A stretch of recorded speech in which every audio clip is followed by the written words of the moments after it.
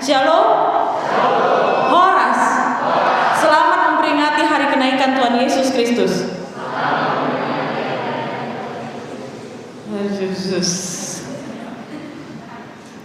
Kenapa harus disebutkan? Ya karena memang kita hari ini memperingati hari kenaikan Tuhan Yesus Kristus. Namun sebelum kita mendengarkan firman Tuhan, Bapak Ibu semuanya, izinkan saya untuk memperkenalkan diri kembali. Saya sudah pernah sekali berkhotbah di sini, itu tahun 2019, sebelum negara api menyerang. Maksudnya corona ya, sebelum diserang corona kita. Jadi mungkin dari kita di sini ada yang belum mengenal saya. Jadi perkenalkan, nama saya Pendeta Melva Boru Simangunsong. Saya melayani di gereja HKBP Tanjung Priok sebagai pendeta fungsional. Nah, suami saya juga pendeta, namanya Pendeta Erwin Panggabean. Apakah ada yang mengenal? Ada nggak? Ada, karena di sini orangnya di depan.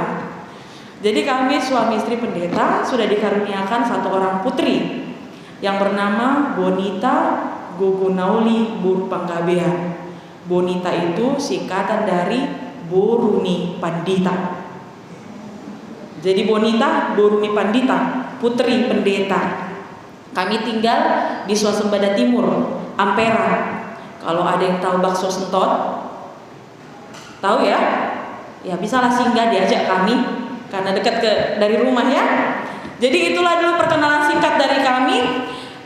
Bapak Ibu jemaat yang terkasih dalam Kristus Yesus, firman Tuhan yang menyapa kita di minggu hari ini, bukan minggu sebenarnya, tetapi setiap kegiatan dinamakan parmingguan, peribadahan, yaitu di ibadah memperingati hari kenaikan Yesus Kristus, diambil dari Lukas 24 ayat 44 sampai dengan ayat 53. Saya akan membacakan bagi kita semuanya.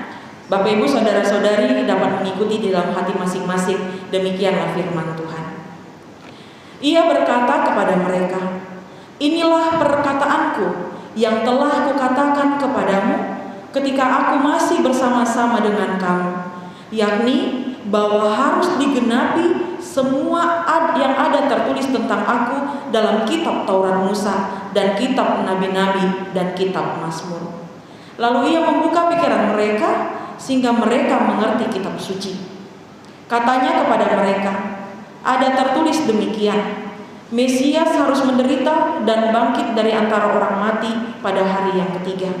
Dan lagi, dalam namanya berita tentang pertobatan dan pengampunan dosa harus disampaikan kepada segala bangsa, mulai dari Yerusalem. Kamu adalah saksi dari semuanya ini. Dan aku akan mengirim kepadamu apa yang dijanjikan Bapakku. Tetapi kamu harus tinggal di dalam kota ini sampai kamu diperlengkapi dengan kekuasaan dari tempat tinggi."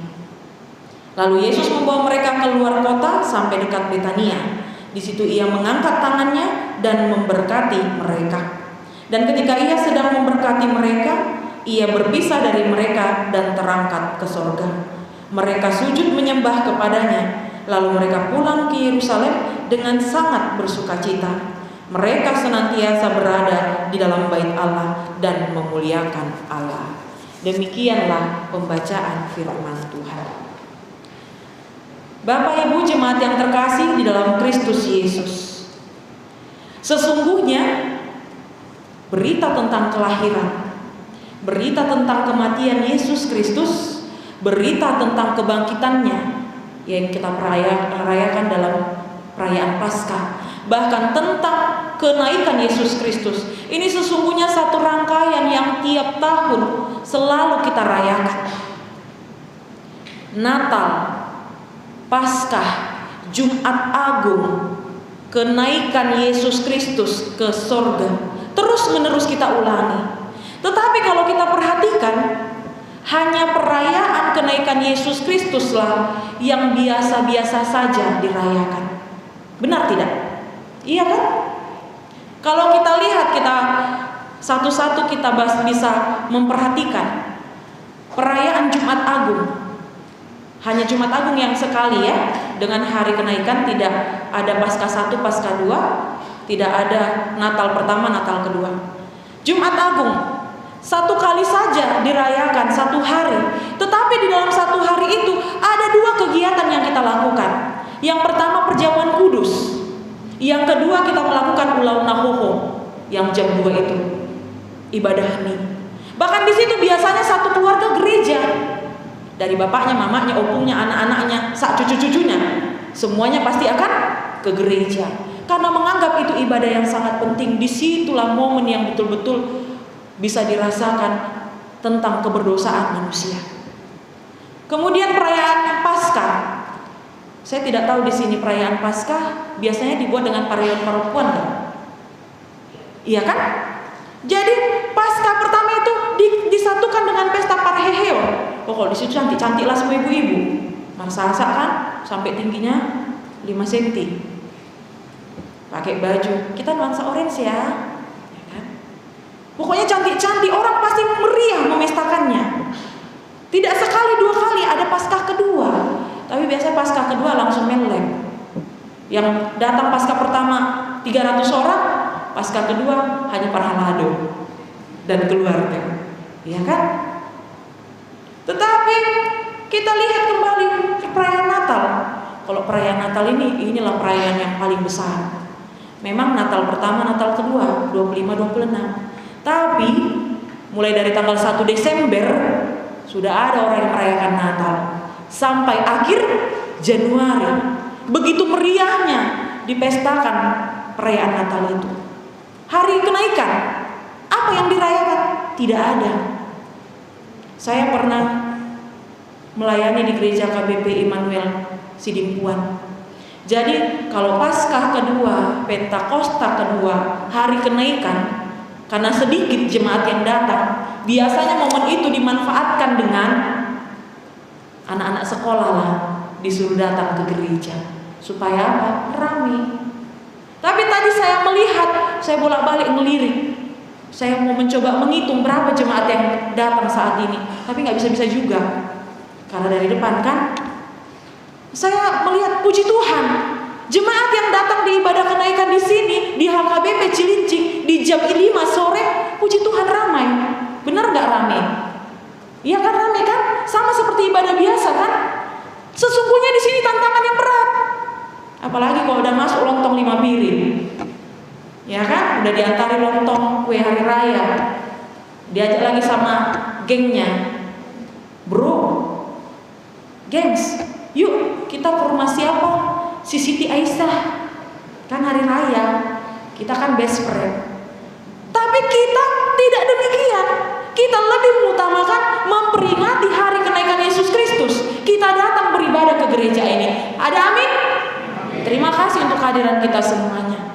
Oleh sebab itulah, kenapa perayaan kenaikan ini menjadi sepertinya sepi? Karena di perayaan kenaikan Yesus Kristus, sesungguhnya di situ sedang memperingati perpisahan. Perpisahan antara Yesus Kristus dan para muridnya. Yesus terangkat ke sorga tadi dikatakan. Yesus berpisah dengan para murid. Kita tahu ya, kalau berpisah itu sedih, menyakitkan. Ya kalau di sini aku lihat banyak yang muda-mudi, pengalaman lah ya. Kayak mana rasanya kalau berpisah? Berpisah diputuskan pacar. Ada yang Joni, jomblo ditinggal nikah. Selama ini dia menjaga jodoh orang. Kayak mana rasanya? Sedih nggak? Sedih, sakit nggak? Sakitnya tuh di sini, iya kan? Pasti rasanya sangat sedih, sangat sakit. Tidak hanya tentang pacar. Bagaimana perasaan kalau kalian jauh dari orang tua, sendirian di perantauan, merasa seperti hanya menatap asbes. Andai ada mamaku, mak lapar, ya kan? Ini mak lapar, ya kayak mana cara mamanya mengirimkan makanan jauh? Ada rasa sedih, ada rasa khawatir. Seperti itulah perpisahan yang dialami oleh murid-murid dan Yesus. Bahkan kadang karena perpisahan ini diciptakan malu. Bukanlah perpisahan yang kutangisi, tetapi perjumpaanlah yang kusesali. Aduh, kan? Buasa ikon baju pang, HP, ikon marsiran. Mengapa harus berjumpa tapi kita harus berpisah? Karena apa? Perpisahan ini selalu identik dengan kesedihan, kekecewaan. Para murid juga merasakan hal demikian ketika mereka berpisah. Pertama sekali perpisahan mereka dengan Yesus adalah ketika Yesus ditangkap. Langsung kelihatan bagaimana kekhawatiran si Petrus. Dia 3 kali menyangkal Yesus. Dia takut. Karena apa? Guru yang bersama-sama ini melindungi mereka itu akhirnya ditangkap. Dia ketakutan, dia pergi bersembunyi. Ketika Yesus Kristus mati dan dikabarkan bahwa Yesus sudah bangkit, bagaimana para murid tetap tidak percaya? Bahkan si Thomas mengatakan, tolong tunjukkan bekas dari tangan itu supaya aku percaya. Karena apa? Ada kekhawatiran, ada ketakutan. Bahkan sampai akhirnya Yesus mendapati mereka semua, ingin mengatakan kepada mereka, kenapa kalian takut? Selama ini aku bersama-sama dengan kalian. Bahkan tadi dikatakan di ayat yang ke-44, Ia berkata kepada mereka, inilah perkataanku yang telah kukatakan kepadamu ketika aku masih bersama-sama dengan kamu, yakni bahwa harus digenapi semua yang tertulis tentang aku. Bukan sekali 2 kali Yesus mengatakan hal itu kepada para murid, sudah terlalu sering. Tetapi para murid tidak mengingat, bahkan tidak mengimaninya. Akhirnya ketika Yesus juga terangkat ke sorga, Yesus ingin memberikan kepada para murid keyakinan. Tidak perlu lagi engkau takut. Yakinlah, percayalah, bersukacitalah. Bahkan tadi dikatakan di ayat yang ke-48 dan 49, kamu adalah saksi. Kalian selama ini sudah melihat bagaimana pelayananku, apa yang kulakukan, mujizat yang telah kulakukan. Kalian betul-betul telah melihat dengan mata kepala kalian sendiri bagaimana pelayananku. Kalianlah yang harus menjadi saksi. Tetapi ada pesan Yesus, dan aku akan mengirim kepadamu apa yang dijanjikan Bapakku. Tetapi kamu harus tinggal di dalam kota ini sampai diperlengkapi dengan kekuasaan dari tempat tinggi. Kamu harus tinggal tetap di tempat ini sampai kamu diperlengkapi dengan kekuasaan. Maksudnya di sini adalah hari ini kita merayakan hari kenaikan Yesus Kristus. Hari Minggu ini kita akan masuk di Minggu Eksaudi. Minggu depan tanggal 23 Mei kita akan merayakan hari Pentakosta. Jadi mulai dari hari kenaikan ketika Yesus sudah terangkat, para murid disuruh tinggallah di rumah kalian, bersukacitalah kalian, memuji-muji namaku di ayat yang ke-53. Tetap tinggal sampai aku memberikan kekuasaan dari sorga. Kekuasaan apa itu? Roh Kudus. Makanya di hari Pentakosta nanti Tuhan memberikan Roh Kudus kepada para murid. Akhirnya mereka berani memberitakan firman Tuhan. Tidak perlu lagi takut, tidak perlu lagi khawatir. Karena apa? Kekuatan yang mereka pergunakan adalah kekuatan yang daripada sorga, bukan kekuatan mereka sendiri. Oleh sebab itu Bapak Ibu Saudara-saudari yang terkasih, Yesus naik ke sorga. Itu dikatakan di dalam firman Tuhan, dan kita juga menyatakannya di dalam doa kita. Doa aku percaya. Bait yang kedua, aku percaya kepada Yesus Kristus yang naik ke sorga, duduk di sebelah kanan Allah Bapa, kata dalam doa itu. Dalam bahasa sederhana ini dikatakan di sana, sesungguhnya Yesus Kristus saat ini sedang ada di sorga, sedang mempersiapkan tempat bagi orang percaya, mempersiapkan tempat bagi kalian, mempersiapkan tempat bagi saya. Amin. Nah, pertanyaan sekarang, apakah kalian yakin masuk ke sorga? Apakah kalian yakin masuk sorga? Tunggu 2 kali dulu pertanyaan, baru agak kuat ya. Itu pun agak menyonggak. Yakin? Yakin gak masuk sorga? Kayaknya ini angkatan ya? Ya, kelihatan dari suaranya. Dari sayap sebelah kanan, apakah kalian yakin masuk surga? Siapa yang yakin masuk surga angkat tangan? Ulang dulu bah. Siapa yang yakin? Dibereng-bereng dulu kawannya, baru naik tangannya. Kalau yakin itu bukan yakin namanya, lirik-lirik, bukan bukan yakin. Sekali lagi, siapa yang yakin angkat tangan? Oke, turun tangan. Siapa yang mau pertama masuk surga? Tuh, kok nggak ada yang tunjuk tangan? Siapa yang yakin masuk surga? Jadi berkurang, nggak banyak lagi. Berarti masih kurang lagi nih ya. Siapa yang yakin masuk surga? Siapa yang mau pertama masuk surga?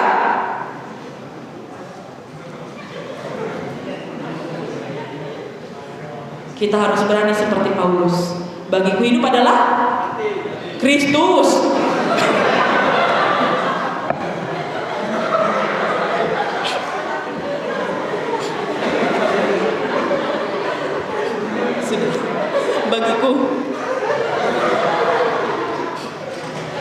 Bagiku hidup adalah Kristus dan mati adalah keuntungan.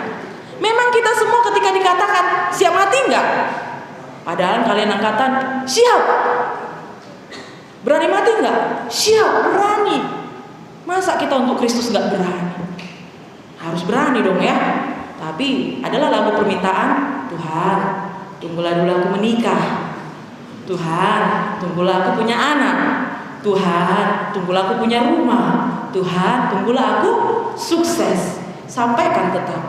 Karena apa? Seperti doa Bapa kami, jadilah kehendak-Mu di atas bumi seperti di dalam sorga. Kemudian yang berikutnya Bapak Ibu semuanya, ketika tadi dikatakan kita yakin masuk ke sorga, sesungguhnya harus demikianlah kita sebagai orang yang percaya. Karena apa? Kelahiran Yesus, kematian Yesus di kayu salib, kebangkitan Yesus mengalahkan maut, bahkan kenaikan Yesus ke sorga, sesungguhnya itu ingin membuat manusia itu hidup, mematikan keberdosaan manusia supaya manusia tidak mati di dalam dosa-dosanya. Asa gabe mengulu jolmai. Itulah rangkaian pelayanan Yesus itu, supaya membuat manusia itu hidup. Karena apa? Banyak sekali zaman sekarang manusia itu katanya hidup, tapi nguduna haporsiona mate. Banyak orang yang mengatakannya iya, aku ini hidup, tetapi yang dia lakukan seperti robot. Bangun tidur, ya bangun, mandi, kerja, makan, pulang tidur, bangun, seperti tidak berpengharapan. Kalau nama hosa, HP dan marpakirimon, tidak ada pengharapan di dalam hidupnya. Dapat dikatakan seperti mayat hidup yang melakukan kegiatan hanya sebagai rutinitas. Datang ke gereja, duduk di panonoti pandita ini, dibuat ketawa sama pendeta, hanya diam, nggak ada senyum, kayak nggak ada semangat hidup. Karena apa? Mungkin dia pikirkan dunia ini, dipikirkannya, oh iya kemarin ada roket jatuh di Cina, stres dia mikirin. Semua yang nggak penting dipikirkan, ujungnya membuat apa? Dia menderita. Penderitaan dijadikan alasan untuk menjauh kepada Tuhan. Bahkan sampai detik ini, meskipun sudah setahun lebih kita lewati corona, masih ada juga orang yang menjadikan alasan corona supaya tidak pergi ke gereja. Benar tidak? Benar. Kenapa kok nggak gereja? Kan dilarang, nggak boleh kumpul-kumpul di gereja. Ya kan kita bisa prokes, enggak rupanya besoknya jumpa di mana? Di mall, di pesta, malah selfie pelukan sama temennya. Ke gereja dibuat alasan supaya dia tidak pergi karena corona. Bahkan pernah kami bercerita kepada teman saya pendeta. Kami biasa ya sharing-sharing ya, kayak mana kalian? Aduh, pemuda sekarang. Gak di sini nih ya ceritanya ya. Aduh, pemuda sekarang susah lah. Teman saya ini melayani di kampung. Kenapa rupanya? Itulah, ayolah kumpul di gereja. Enggak aman, takut. Kata si Ucok ini lah. Pokoknya pas lewat lah. Kalau di kampung-kampung kan, tempat nongkrong pemuda itu bukan kayak kalian di Starbucks. Nggak di pizza, nggak di Jego, nggak di situ. Kalau di kampung sana, tongkrongan mereka di mana? Di Lapo. Itu udah paling top, udah TOP BGT itu. lapo. Jadi lewatlah pendeta ini. Ai mana nyuco? Kau bilang kau takut kumpul-kumpul dari pagi sampai pagi di sini kau tengok. Amang ini ya kayak mana lama kumpul-kumpul sama kawan. Kayak gini ya parsaoran katanya. Aduh cok, sebentar lagi Yesus mau datang. Kayak mananya kau? Masuk mananya kau katanya kan sama si cowok ini. Tahu nggak apa jawabannya sama pendeta ini? Ya udah lama nggak apa-apa masuk neraka, asal di kotanya. Inilah orang, dia membanggakan penderitaan, dia membanggakan dosanya. Padahal Yesus tadi dikatakan di ayat yang ke-44, aku masih bersama-sama dengan kamu, yang bahwa digenapi semua yang tertulis tentang aku di dalam kitab Taurat Musa. Bagaimana tentang penderitaan yang dialami oleh Yesus di ayat yang ke-46. Katanya kepada mereka, ada tertulis demikian, Mesias harus menderita dan bangkit dari antara orang mati. Yesus sudah tahu menderita. Kita kalau udah tahu menderita kayak mana? Kadang kita tambah penderitaan kita. Tanpa pursuk-pursuk dirita, muluta. Kayak mana? Itulah ditinggalkan pacarku aku. Jadi yang nggak ada lagi semangat hidupku. Kayak lagu lumpuhkanlah ingatanku. Kan loa nggak sih? Macam itu aja perempuan, macam itu aja satu-satunya laki-laki di dunia ini. Dia menderita karena diputuskan pacarnya, tetapi ditambahnya penderitaannya dengan mengurung diri di kamar, nggak makan, nggak minum. Rugi kan? Ada BPK, saksam, B1 diabaikan. Bukan demikian orang yang sudah mengalami kenaikan Yesus. Karena kenaikan Yesus tadi dikatakan memberikan kekuasaan dari surga. Kita semuanya. Oleh sebab itulah para murid diharapkan untuk menjadi saksi. Jadi apa sebenarnya yang diharapkan dari firman Tuhan di ibadah kenaikan hari ini? Sesungguhnya yang diharapkan melalui ibadah kenaikan hari ini adalah kita semuanya jadi saksi-saksi Kristus. Bagaimana caranya menjadi saksi Kristus? Apakah kalian pernah menderita? Pasti. Pernah nggak putus asa? Pernah. Tetapi bagaimana melalui penderitaan kalian, melalui setiap kesusahan kalian, melalui setiap sakit penyakit, mungkin kalian sudah bosan, jenuh merawat orang yang sakit. Mungkin kalian betul-betul sangat bergumul tentang perekonomian.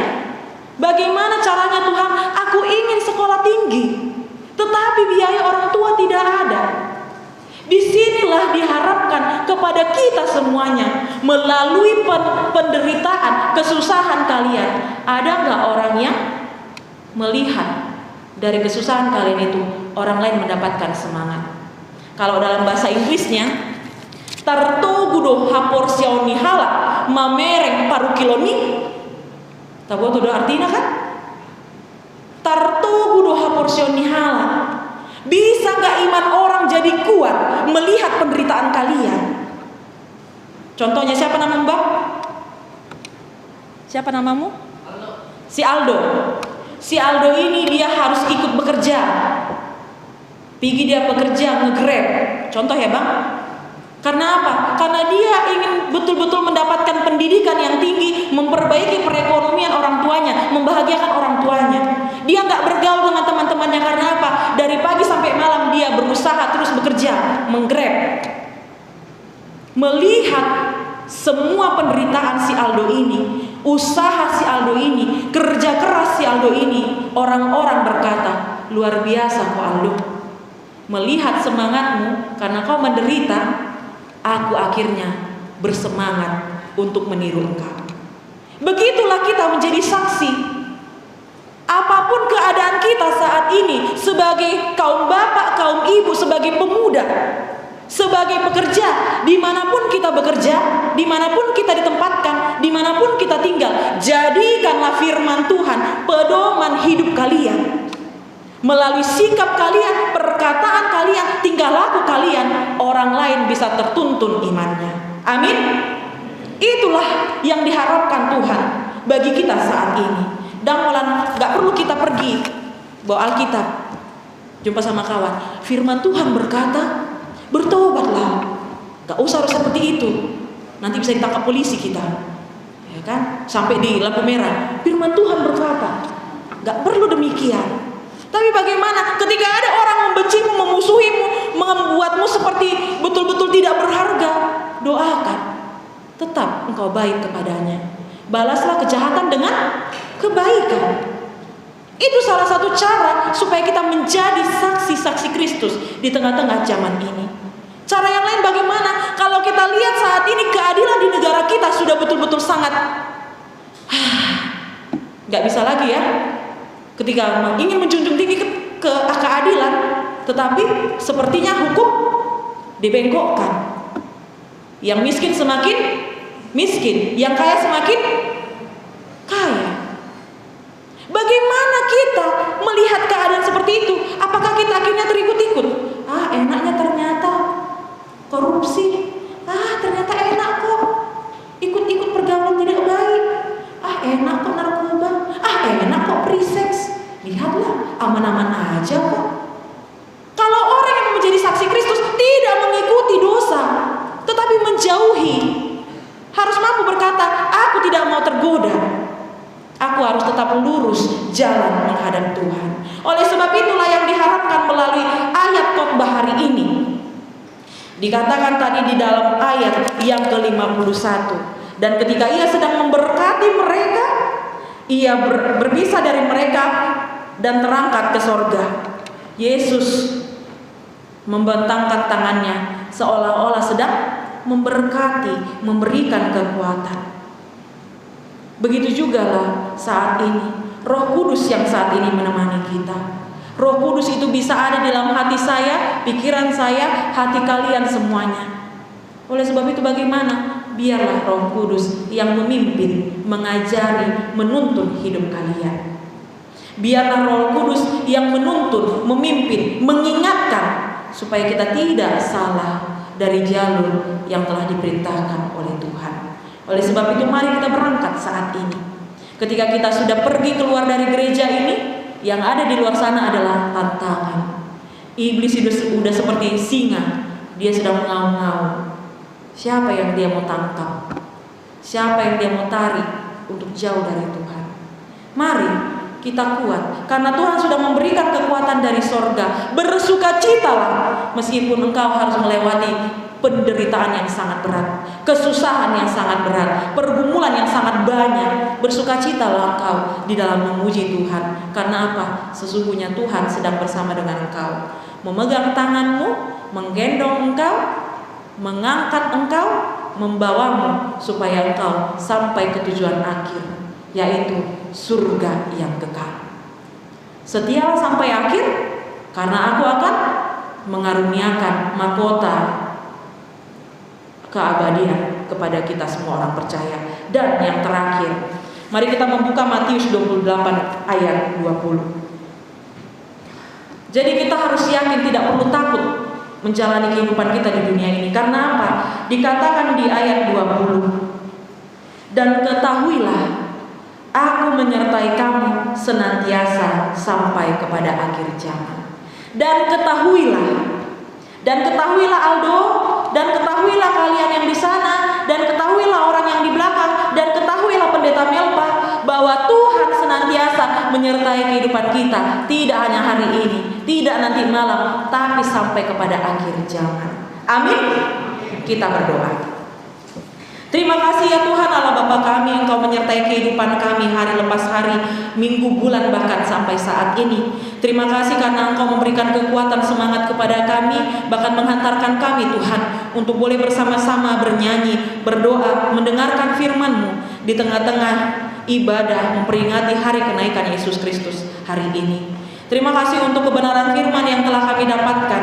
Biarlah Tuhan Kau memampukan kami supaya kami betul-betul kuat menjalani kehidupan kami di dunia ini. Kami yakin bahwa Tuhan selalu menyertai kehidupan kami. Kami percaya diri, kami tidak perlu takut melewati setiap apapun kesulitan hidup kami.